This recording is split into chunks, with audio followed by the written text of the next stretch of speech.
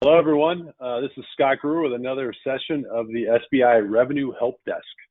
We're very fortunate today to have Chethan Sharma joining us. How you doing, Chethan? I'm good. Scott, how are you? Good afternoon. Doing great, man. Thanks for jumping on. Today, we're going to cover some insights from our recent CEO Advisory Board meeting, where we had some of the top CEOs in companies between $100 million and $4 billion across multiple industries share some of the best practices they're implementing during these challenging times, and also helped us think through some different strategic things that are happening in the marketplace. So let's jump into it. Chethan, you ready? Yeah, I am. Great. So there's really three main sections we covered with the CEOs. One was, what's the CEO's job in the revenue growth strategy? Two was, as a CEO, how do you manage the board, and specifically around commercial expectations and revenue growth? And number three was, how do you drive the digital and customer experience strategies, which are big topics right now that everyone's talking about. So let's take these one by one, Chethan. The first one around the CEO's job and revenue growth strategy. Can you give our viewers a few highlights on what we talked about, please? I think the key highlights, Scott, were number one, how do you kind of look at the commercial function together with the C-suite, right? So they're not independent functions that kind of do their own thing, but how do you kind of share the same language, the same metrics, and use numbers and data to drive that conversation across functions? So that was critical. So that kind of included the entire functional leadership from sales, marketing, product, customer success, etc. And the CEO understanding how these roles drive revenue growth was critical, according to what we heard from other participants. Right, I agree. And two of the key things that fed into what you just said, I think, were having revenue operations instead of functional siloed sales operations and marketing operations, so you have one shared fact base. Mm-hmm. I think one of the other big ones, Chethan, I remember, is being able to measure lifetime value and customer acquisition costs accurately by segment and sometimes by product.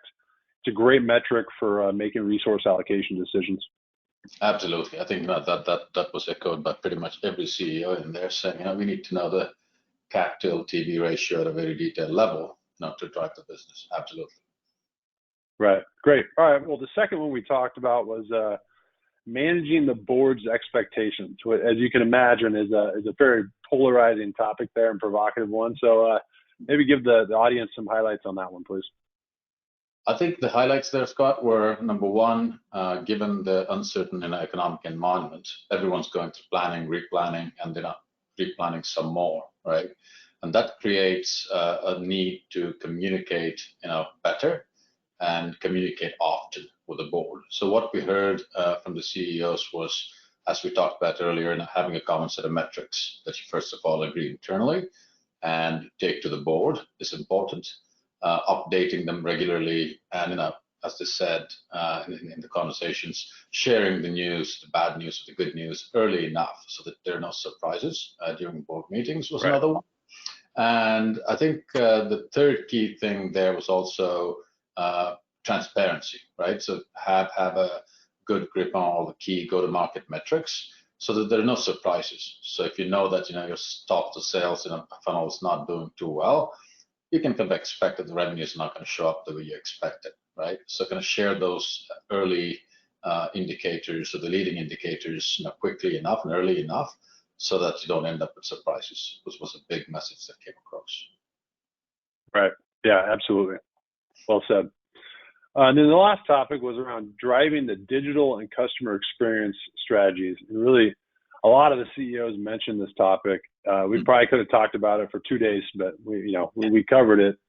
Maybe you can give us some highlights on that one, please.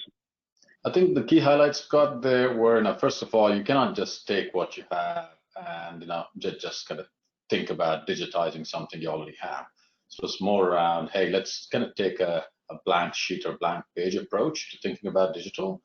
Number two, how do you kind of have enough listening posts out there to make sure that you're kind of digitizing the right things that have an impact?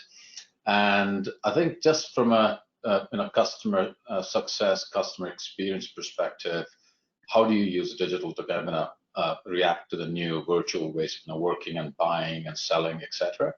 And the key thing there was how do you